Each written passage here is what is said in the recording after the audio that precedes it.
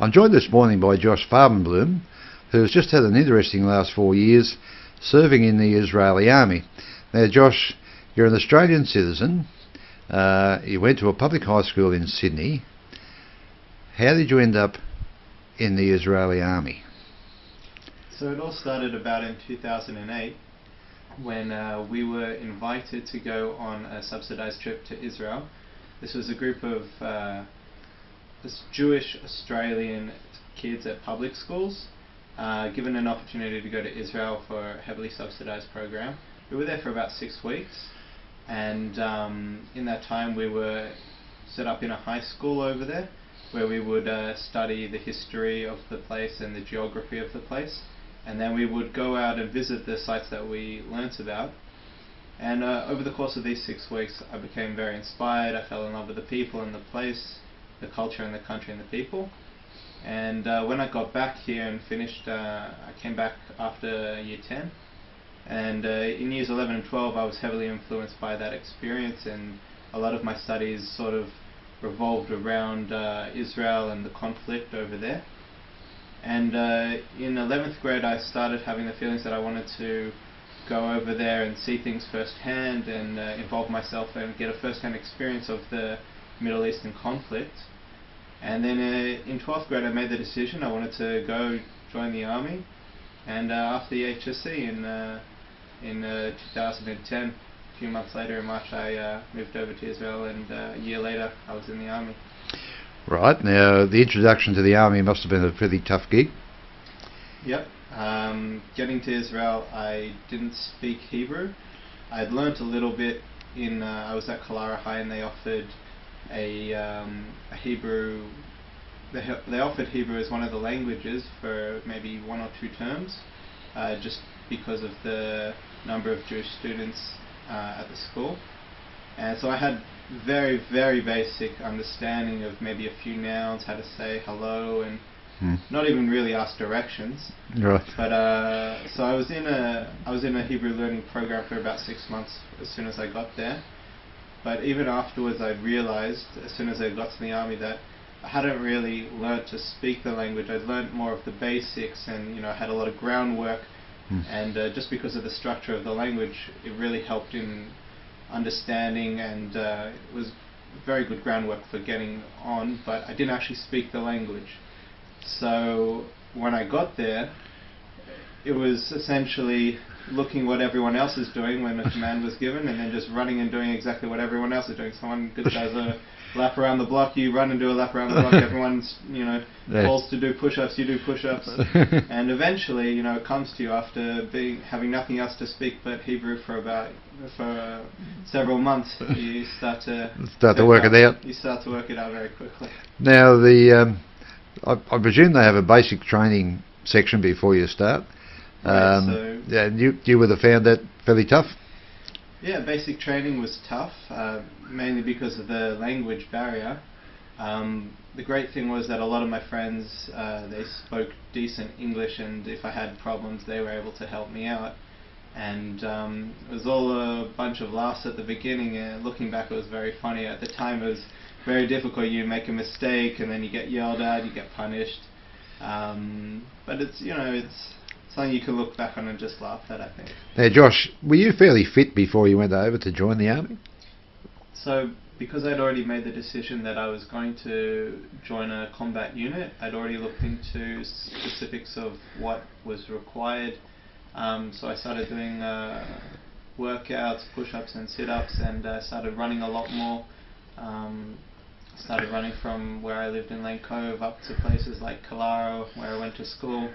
Long sort of runs, going for about 40 minutes to an hour. And then when I got there and I was in that Hebrew learning program, I worked out fairly regularly. I made myself a sort of structure to work with. I went swimming a lot as well. I knew that I had to be in a top physical form to get to the unit that I wanted. During your high school years, Josh, did you participate in sport a lot, or no? I was very involved in a lot of sports for school. I did PWSA soccer for a while.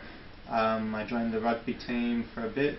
I was a left winger, and also joined the basketball team, was involved in a few competitions there. Outside of school, I did Taekwondo for a lot of my junior years, and then I started playing basketball outside of school for most of my high school years. And then just for fun in school, they offered capoeira for a while, so I thought I'd give that a go. Now, okay, so you've done the big fitness thing in preparation, but were you fit enough? So it turns out that I was. I think the thing that was mainly holding me back, like I said before, was the language. Yeah. They had tryouts for Special Forces, which I almost didn't get into just because of my eyes. I have glasses, and so they wouldn't take someone with a particular, with a high prescription. Mine wasn't so high. In fact, one of my friends, he actually had a higher prescription than me, and they'd already accepted him. So I made a few calls, and eventually got accepted to those tryouts, and which turned out all right, and passed me. So you joined the combat part of the army, and you did see conflict. Yeah. You did tell me before that you'd been involved in combat, particularly in the operation to rid the place of tunnels. That's right. Right, and that would have been fairly full on, I'd imagine. Yeah, that's right. The operation was probably the most difficult thing that we had to go through, as of course all combat is. Physically speaking, the training was much harder, which I think is a really good thing, actually. You should always be over-prepared rather than under-prepared. Mentally, it was very different. Not that in the training you don't get tested to your mental and physical limits, but emotionally, I think things are a lot more difficult in combat. The tough part would have been, I assume, seeing comrades die. That was the hardest part of my service. How do you ever get through that? I suppose you have to eventually develop a sense of detachment, which is very hard to do. You have when you lose someone who you know and have spent a lot of time with and have gotten to know over several years, it's very difficult, and obviously you become quite emotionally attached, and it can be a very difficult process, but I think you have to realize that you need to move on and get on with life, and that person would have wanted you to continue. They wouldn't want you to be held back or suffer from something like that. But it's a big psychological hurdle, isn't it? It is, but it's one you have to jump. It's one you have to jump, and not everyone can. Yep. Now, so you've done 4 years of service, and you've come back to Australia. You've been back here for a while now, and you're still making decisions about your future. That's right. What do you see your future being? Is it to go back to Israel, back into the army, or study? What do you have in mind? I've had several decisions cross my mind. The intention now is to study, and now that I feel like I've given a lot of my time and commitment to Israel, I feel that almost responsible to continue that and study over there. However, it could be just more easy on myself, especially studying in English, which would be more comfortable for me. It could be a better decision to study here and then move back later.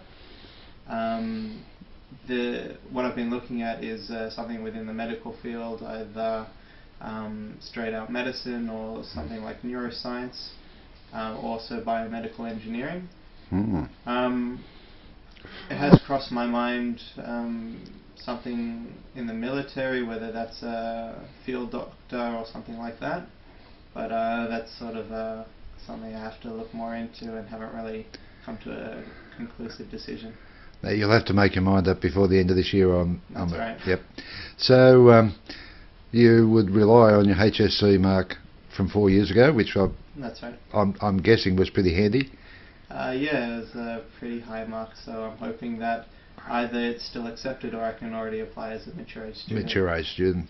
And where are you going to be in 20 years? In 20 years? I don't know, but I'm excited for it. Okay, and so I know it's a difficult subject with the Israel and the Palestinians, etc., etc. Do you see a solution? I'd like to be more optimistic, but currently I don't see a solution for the near future. I think the status quo is probably the best option at the moment. Not that it's very good. I think that a one-state solution is probably the most idealistic